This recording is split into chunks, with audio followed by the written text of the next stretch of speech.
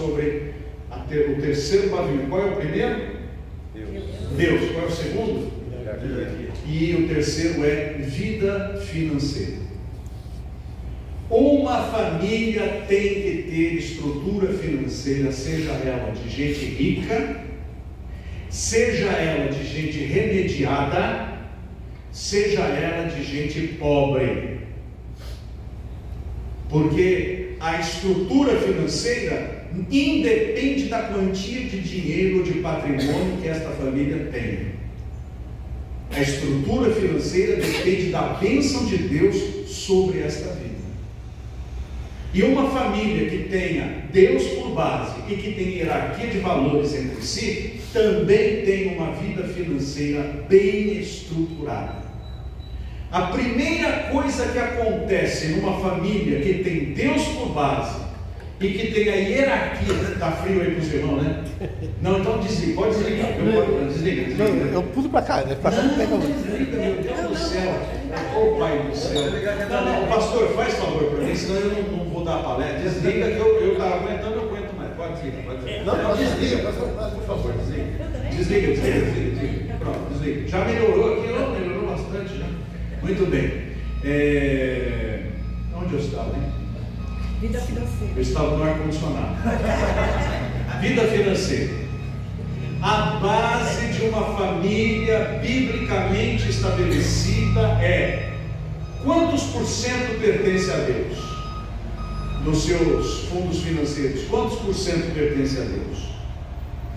Do que a minha família nós temos consciência de que é Deus quem nos tem provido. Quanto é de Deus? Quanto do que eu tenho pertence a Deus, meus irmãos? 10%. Alguém tem outra opinião? 100%. Eu prefiro essa. Eu prefiro 100% também, mas se ser corretamente é 10%. 100% do que eu tenho é de Deus. Essa é a base. Tanto na igreja ou tanto na minha mão é de Deus. Agora, Deus ordena para esses crentes que têm 100% do que tem como de Deus, que separem a 10ª parte para o trabalho do Senhor, com responsabilidade, frequência e alegria.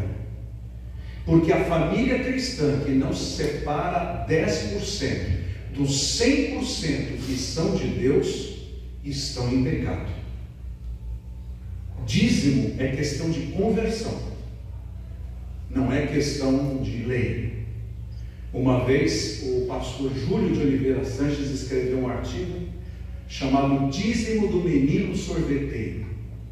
E eu era um menino de 14 anos, escrevi para o Jornal Batista agradecendo pelo artigo, e depois ele respondeu. Porque ele dizia o seguinte, que dízimo era questão de conversão. Se eu me converti, eu fui como eu estava e Jesus se tornou proprietário da minha vida. Ele é dono de meu ativo e de meu passivo. Tudo que eu tenho é de Deus. Então devolver a Ele 10% não é sacrifício, é gratidão, é felicidade. Mas pode acontecer de dos 90% que eu tenho na minha mão, Deus queira outra parte para fins específicos. Por exemplo, o pastor estava me confidenciando aqui sobre a luta que foi comprar esses maravilhosos bancos. Cada banco custa de 3 a 5 mil reais. Isso aqui foi comprado com dinheiro de Deus que estava nas mãos dos membros da igreja e de amigos que ajudaram. E foi ofertado com carinho e com dignidade daquilo que é de Deus. Eu não posso jogar na cara da igreja ou do pastor, dizer, fui eu que dei isso aqui, fui eu que... Você não deu nada, era de Deus. Você não é de Deus? Então é de Deus. Nós apenas obedecemos. E isso é uma coisa que se ensina de pequenininho. Eu dou mesada para os meus filhos, sabe? Toda semaninha eles têm a mesadinha deles e me cobram. Papai, cadê a mesada? Mas eles têm um comportamento parecido com o da mãe. A mãe é uma mulher previdente. Ela não gasta com nada quase. Às vezes eu é que fico espetando, vamos comprar. ajudou muita gente nessas lutas todas, quando estavam na beira da necessidade, estava ela lá presente, até o pai dela, quando precisou quitar a casa que ele havia comprado, não tinha dinheiro, e era um certo dinheiro. Aonde vai arrumar? Banco, com os juros todos. Chegou a filha lá e falou: está aqui, pai. Comprou a casa, assinou a escritura, tudo certinho, porque uma mulher previdente. Aí eu dou a mesadinha para as crianças, né? Vocês vão gastar? Não, papai, nós vamos juntar. E vamos juntar. Pois não é que os bichinhos juntaram já e já abriram uma continha no Tesouro Direto, guardado lá o dinheirinho deles para uma hora que precisar? Toda semana, papai, mesada. Aí aquele salgadinho, vai pegar o dinheiro de vocês para comprar. Não, o seu é melhor. O seu é melhor, está lá. Agora, quando recebem a mesada, o que eles fazem primeiro? O que eles fazem? Tira o dízimo. E aí, quando nós estamos na igreja, eles pegam o envelopinho e vão lá com o nominho deles e entregam o diziminho deles lá na igreja. A maior felicidade, a maior alegria. Eu, no momento, estou sem ministério pastoral, então eu estou sem fonte de receita. Minha esposa hoje é provedora. Isso não mudou a hierarquia da nossa casa. Mas eu tenho um canal no YouTube, Ministério Essência Cristã, e lá eu costumo colocar o seguinte: olha, esse canal é todo grátis, eu não cobro para pregar a palavra de Deus, tudo grátis. Agora, se na gratuidade você sentir no seu coração que deve ser um ofertante para esse canal, o endereço de oferta é esse aqui, tudo.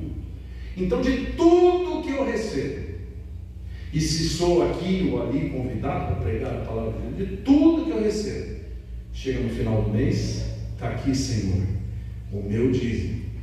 Mas é pouco, não importa. Qual foi o dízimo selecionado no ministério de Jesus que ficou registrado para sempre? O dízimo dos ricos?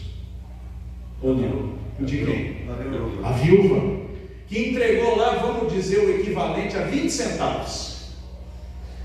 Qual é o tesoureiro que vai gostar de pegar e gastar uma linha lá do relatório? Fulano de tal, 20 centavos. Até só o custo da caneta escrever aqui já pagou os 20, você já consumiu os 20 centavos. Para Deus, aqueles 20 centavos valeram para ficar aqui nas páginas da Bíblia, impressos por mais de 2000 anos aqui. Por quê? Porque aquela mulher não deu 20 centavos. Aquela mulher deu o coração junto com a sua oferta.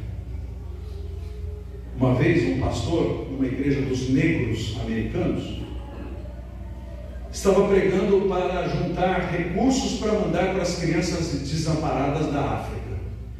E estava lá no momento que o coral negro gospel estava aqui cantando, né, fazendo aquele gesto deles, e pôs uma mesa para as pessoas virem entregar os seus dólares para ajudar. Enquanto ele chamava, um menino, um rapazinho, veio e se sentou em cima da mesa. E o pastor achou aquilo uma falta de respeito. Sentar aqui em cima da mesa, por favor. Quando estava acabando o coral, eu disse: menino, por que você está sentado aqui em cima da mesa? Vai para o seu banco. Não, pastor. O que o senhor falou? Que desse o que Deus colocasse no coração para ajudar as crianças desamparadas. Ele disse: então, pastor, eu não tenho nada, eu só tenho eu. Então eu vim me dar aqui para Deus. O povo chorou. E aí levantou e disse assim: por ele eu dou tanto, o outro, por ele eu dou tanto, por ele eu dou tanto. O menino provocou uma oferta que dobrou o que tinha na mesa. É o Unconditional Love, é uma música do Los Angeles Mass Choir, de um fato acontecido lá. É a verdade. Com a nossa oferta vai o nosso coração. Se eu vou ruminando, porcaria de vida de crente, tem que chegar no fim do mês e tal, o meu papinho, se eu não der, tipo o tesoureiro vem atrás da gente, o pastor manda cobrar, vida dura, que é para ir para o céu custa caro. Meu amigo, não dê nada, porque você não deu o seu coração. Ou então o cidadão, ele é um empregado, ganha seus 2.000 por mês, e separa R$200 para dar para o Senhor entregar, mas de repente ele ganhou uma promoção, ele ganha agora 10.000 por mês, Então ele entrega de dízimo R$250. Está certo isso? Ele ganhava 2.000 e entregava 200. Agora ele ganha R$10.000 e dá 250. Ele deu uma melhorada. Está certo isso? Não, ele não está dando com o coração dele. Porque eu vou ficar dando tanto dinheiro. A igreja não precisa de tanto dinheiro. Isso aí só para gastar com pastor, gastar com essas coisas aí. Eu não preciso ficar dando. Isso aqui já está bom. Dou mais do que muita gente. O espírito já está diferente. Eu tenho que entregar o que é de Deus com o coração aberto e saber que daquilo que sobrou na minha mão, eu não devo gastar naquilo que não é pão, ou seja, não devo queimar. Não devo ir para o shopping center ou para a loja e gastar num monte de coisa que eu não preciso. Não preciso comprar aquele cortador de laranjas que eu vou usar uma vez e jogar na garagem. Não preciso comprar 10 pares de tênis ou 20 bolsas para ficar guardada lá, que eu nunca vou usar. O couro dela vai rachar, porque eu não vou precisar daquilo. Diz a Bíblia: tendo o que comer e com o que vestir, vamos ficar felizes e satisfeitos. Então, entregar o dízimo ao Senhor e as ofertas que Deus pedir é fundamental. É base de quem fez uma estrutura financeira correta. Segundo, não fazer dívidas em hipótese alguma. O crente não deve ficar devendo na praça. A ninguém devais coisa alguma, senão o amor com que vos ameis uns aos outros. Não é isso que está escrito? Então o crente não deve ficar devendo. Mas tem gente que não é capaz de viver fora do cheque especial. Ele nem recebe. O dinheiro vem e já descarrega no cheque especial. E ele acha, por exemplo, o cheque especial dele é 5.000. Ele ganha os 5.000, zera a conta, ele acha que tem dinheiro. Ele vai gastar outros 5.000. Ele está gastando 3 vezes o salário dele, dando para quem não precisa.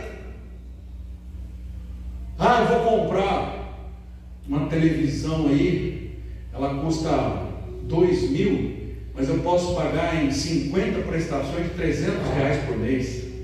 Ele vai gastar 5 televisões, quando ele poderia guardar esse dinheiro, ir comprar e ainda ganhar um desconto. É a nossa maneira de ver as coisas. Tinha um irmão empresário que estava gastando o seu dinheiro de uma forma tal que os cartões dele não ficaram vermelhos, ficaram roxos. Ele estava endividado até a ponta do último cabelo que lhe restava. E aí nós nos sentamos e eu conversei: olha, você precisa sair desta situação. E era muito dinheiro. Ele ganhava bem, mas ia tudo para o cartão de crédito. Falei para esse empresário: o senhor precisa mudar de ponto de vista. O que o senhor gasta no cartão de crédito não é seu. O senhor está dando 3 vezes o que tem. Bem, para encurtar a história, há uns 4 anos ele vem pagando tudo, agora está faltando menos de 20% para zerar. E eu disse a ele: o senhor vai aprender a viver no azul, não viver no vermelho, porque o crente não pode ficar devendo. Agora, há pelo menos 2 coisas que o crente precisa comprar a prestação. Isso não é ficar devendo, é a sua casa própria, porque viver de aluguel até um determinado momento da vida é possível, mas há um determinado momento da vida que nós não temos mais força trabalhil para nós conseguirmos pagar esse aluguel e vamos precisar da ajuda dos outros. Ou então vamos ter que viver da ajuda alheia, ou de uma caridade da família. Então, se há tempo na nossa vida, ainda que seja um terreninho barato, popular, sem nenhuma construção, é um patrimôniozinho que nós podemos comprar bem parcelados, para nós termos um chãozinho que vai garantir pelo menos um lugarzinho onde pisar. O crente pode, dentro do seu orçamento, tirando aquilo que é de Deus, colocar um item: o nosso terreninho ou a nossa casa própria. Mesmo que ele pague em 10 anos, em 12 anos ou 15 anos, isso não é dívida, porque se ele não tiver mais condições de pagar, ele devolve em determinado tempo alguma coisa, ele pega de volta. Mas é algo que ele pode colocar dentro do seu orçamento para que ele então consiga essa sua estrutura.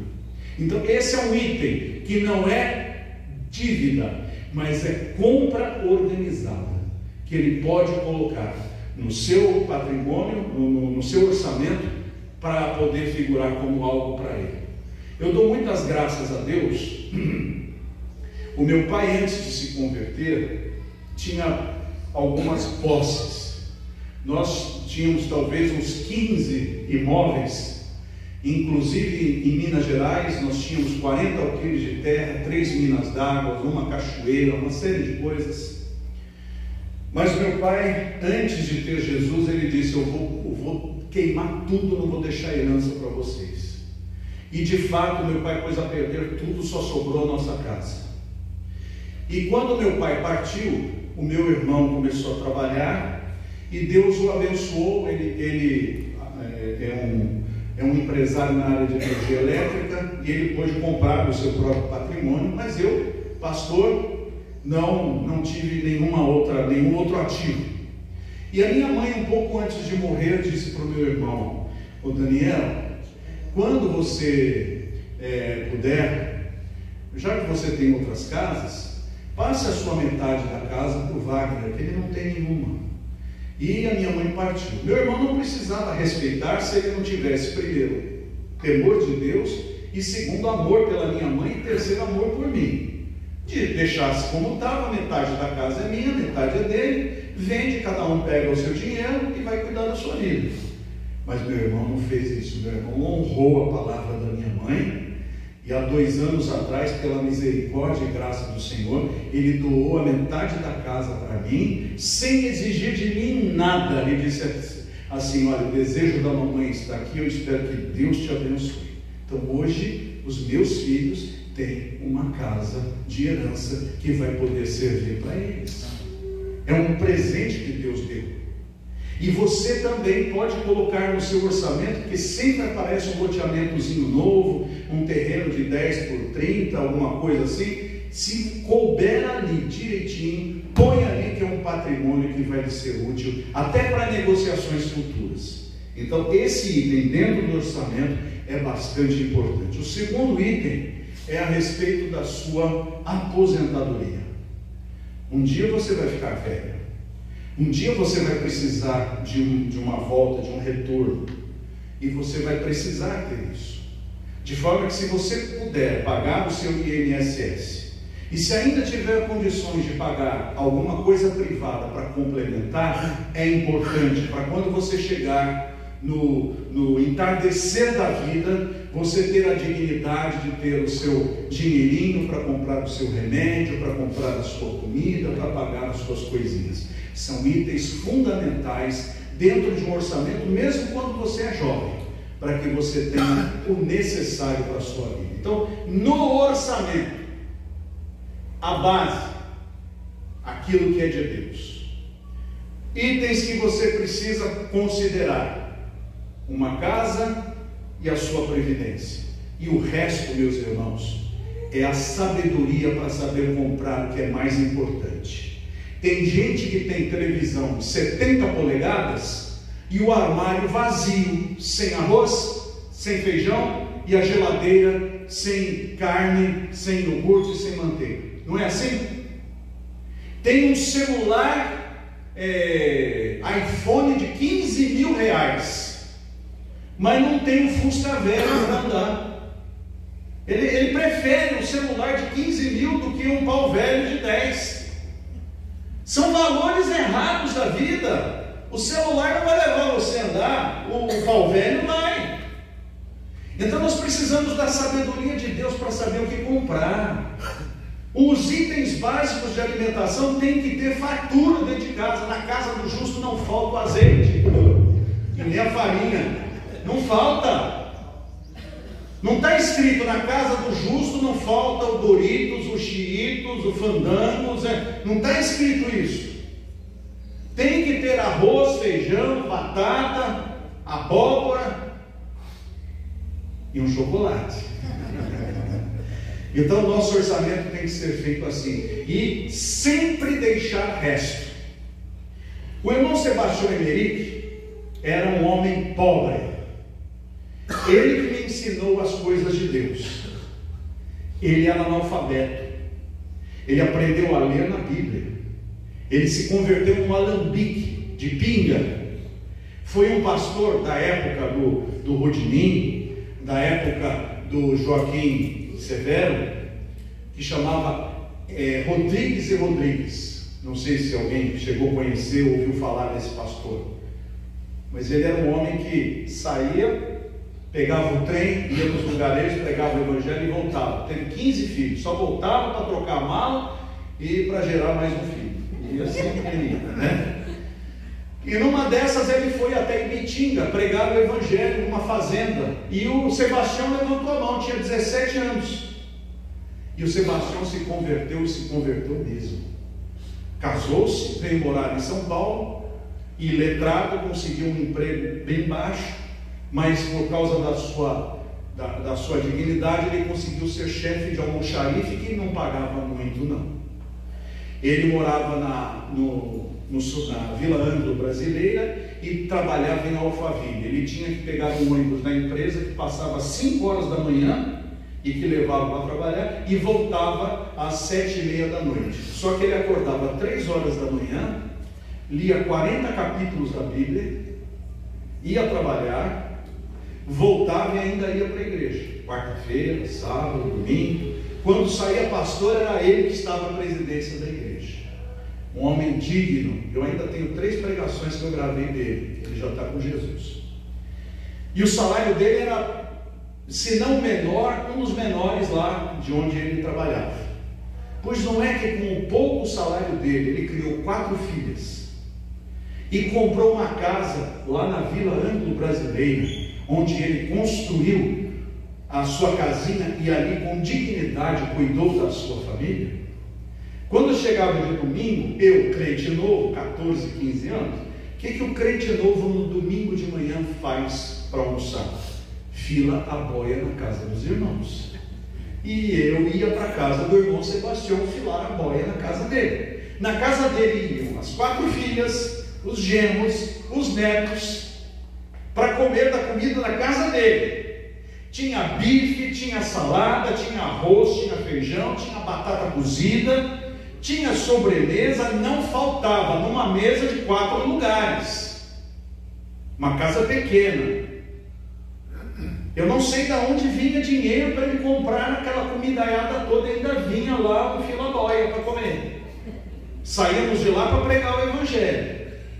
Quando chegava no final do mês, o chefe dele estava precisando de dinheiro e falava assim: ô Tião, você tem um dinheirinho para me emprestar? Eu te devolvo na hora do pagamento. E ele tinha. Por que eu estou citando o exemplo dele? Porque para mim ele é o padrão de um homem que fazia do seu orçamento um culto a Deus. Ele tinha pouco, mas soube investir nas coisas certas da sua vida. E agora eu quero falar do outro, do riquíssimo. Lá nos Estados Unidos havia um homem, o Sr. Wall, rico, muito dinheiro. E ele prosperou vendendo coisas bem pequenas, um pouco, coisas assim do tipo R$1,99, mas ele fez uma rede imensa. E ele ia entregar o dízimo lá na casa do Senhor. Chegou um dia que o pastor chamou ele e disse assim: ô irmão, não dá mais tudo isso aqui não, eu não tenho o que fazer com esse dinheiro. É dinheiro demais. Já pensou o pastor ter que pedir para o irmão parar de dar dinheiro na igreja? Ele não tinha no que gastar. Disse assim: irmão, procure quem o irmão quiser, o trabalho que o irmão quiser, e vai lá. O irmão dá um X aqui, que já é o X, o resto o irmão vai. Tá bom, pastor. O que ele fazia? Estados Unidos é muito grande, e ele procurava lá com os empresários, com todo mundo, falando assim: qual é a igreja mais pobre aqui, igreja cristã verdadeira, que é a mais pobre aqui? Ah, é tal daquela cidade ali. Tá bom. Ele organizava tudo, chegava no domingo de manhã, ele chegava naquela igreja pobre. Chegava lá, ninguém conhecia o homem, não havia internet, não havia nada. Chegava para o culto, adorava a Deus. Terminava o culto e falava: pastor, deixa eu ter uma prosinha com o senhor. O que o senhor está precisando aqui de ajuda? Ô, meu irmão, qualquer coisa que ajudar é bom. O senhor vê que está caindo os pedaços aqui, o forro, né? Mas a gente vai levando, né? Precisa passar um verniz ali, não sei o quê. Falou: irmão, o senhor permite que eu possa ajudar? Ô, meu irmão, claro, o senhor é crente? Claro, eu sou crente do Senhor Jesus. Posso ajudar? Pode. Qual que é o terreno seu aqui? O terreno aqui e essa área livre aqui. Falou: pastor, então faz favor, pede para os membros aqui tirar tudo aqui de dentro. Não, como tirar? Não, põe tudo para lá. Aí, o senhor tem um telefone aqui? Tem. Pode chegar. Chegavam 10 carretas com um templo zerinho, porque lá é assim, tudo pré-fabricado. Pastor, nós vamos lhe dar um templo novo, bancos novos, batistério novo, toda a eletricidade nova, a torre com sino para o senhor, está tudo aqui, em uma semana está pronto. Pastor, pelo amor de Deus, eu não tenho como pagar isso aqui. Jesus já pagou. Amém. Os irmãos já ouviram falar do Walmart? Era o dono da Walmart que fazia isso, sem ninguém ficar buzinando por aí. Que ele falava que uma mão faz, a outra não precisa saber. Mas como ele já morreu uns 40 anos, agora se pode dizer o que ele fazia. Então, quem deixa o seu orçamento edificado no Senhor, Deus prospera. Seja ele de pouca possibilidade financeira, Deus multiplica o pão. Ou seja ele de bastante volume financeiro, Deus usa a sua prosperidade para ajudar aqueles que menos têm. Deus é assim. Deus faz isso. E no ministério, os irmãos têm aqui um modelo de homem de Deus, cujas mãos Deus tem abençoado. Tanto a nível pessoal, bendito seja Deus, como a nível da igreja, porque o que os irmãos têm aqui, Deus tem usado o servo dele para edificar, para construir, para idealizar, e os irmãos têm atingido o que outros com tanta dificuldade às vezes nem atingem. É a graça de Deus.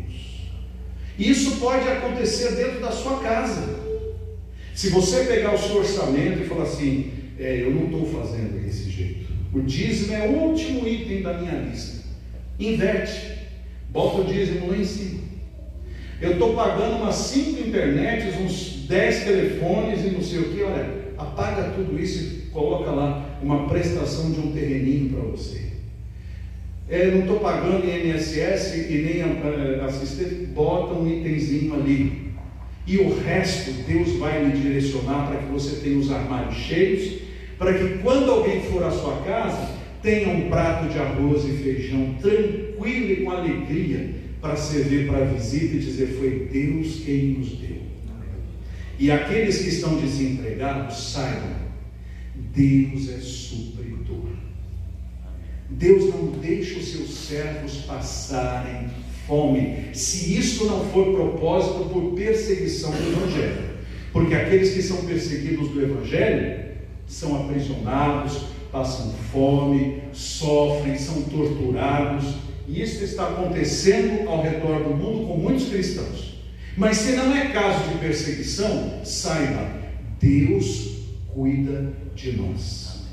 Nesta luta toda, sem a minha própria receita, e graças a Deus, Deus tem nos suprido através da minha amada esposa, mas todo homem sabe que isso não é uma coisa que tem que permanecer por muito tempo, porque Ele é supridor das coisas, das suas necessidades. Eu estava com uma necessidade urgente de um valor que para mim no momento era muito alto, R$1.000, era muita coisa. Talvez não seja para muitos, mas para mim era bastante, e não digo que não seja hoje, mas naquele momento eu não tinha, e pedir eu não peço, eu não tinha a quem pedir, e não iria pedir mesmo, eu só tinha a Deus para pedir. Então o que eu fiz? Dobrei os meus joelhos. A Deus eu posso pedir. E pedi. Falei: Senhor, eu não quero entrar em dívida, eu não quero entrar no cheque especial. O Senhor sabe que isso aqui que está aqui foi coisa justa e necessária, e não vou pedir para minha esposa também. Senhor, tenha misericórdia, dá-me o recurso que eu preciso. Eu estou pronto para fazer o que o Senhor quiser. Enquanto eu estou orando, meu celular fez assim, clique. Quando vem essa é uma mensagem, né? Aí eu vou lá, era o do banco. Não tinha Pix ainda. Estava depósito, Bradesco, assim, R$1.000. Está onde? Só tinha um número. Mas eu vou atrás, né? Eu quero saber quem que é, porque às vezes é errado. Põe hoje, amanhã tira, né? E lá fui saber, era de uma pessoa numa cidade aqui do estado de São Paulo, a quem eu não conhecia. E eu vi ali e eu fui procurar essa pessoa e achei um Facebook dessa pessoa. E ali no Messenger do Facebook eu pus uma mensagem: ô meu senhor, por favor, o senhor fez algum depósito na minha conta? E ele disse assim: fiz. Eu disse: mas por quê? Ele disse assim: minha esposa e eu estávamos orando. E o senhor é locutor da BBN, da Rádio Evangélica de Curitiba. O senhor prega lá 3 vezes por semana. E minha esposa e eu estávamos orando e o Espírito Santo disse: envie esse dinheiro porque ele está precisando. E nós só obedecemos. Eu não conhecia esse irmão. Deus deu. Deus é assim. Deus faz 5 pães e 3 peixinhos, 2 peixinhos se multiplicarem para 5.000. E Deus pode trazer recursos de onde você não imagina, de gente que você nem conhece. E Deus fez isso. E não foi só isso, eu ficaria aqui a tarde inteira contando para os irmãos quantas coisas Deus fez. Depois eu fui até a cidade desse irmão e hoje eu o conheço pessoalmente. E ele é uma bênção, ele e a família dele. Nem batistas são crentes, mas nem batistas são. E o Espírito de Deus disse: manda, nem me conhecia no rádio, manda para ele porque ele está precisando. Eu não pedi para ninguém, mas quando você pede para Deus, você pediu para a pessoa certa. Por isso, meu irmão, lava a sua alma diante de Deus quando os recursos lhe faltarem, porque Deus tem cuidado de nós. Amém. Ele cuida. Alguma pergunta? Gente do céu, o que é isso? Eu vou ter que parar, senão eu falei demais. Perdão, pastor, o senhor não fala para calar a boca? Aí não dá, né? Eu acho que está bom já. Irmãos, obrigado pela paciência de me escutarem. Deus abençoe a vida de vocês. Viu? Tem alguma pergunta? O próximo? O último agora? Não tem, pastor Tarcísio. Essa água é para mim, né? Desculpa, viu, pastor? Obrigado.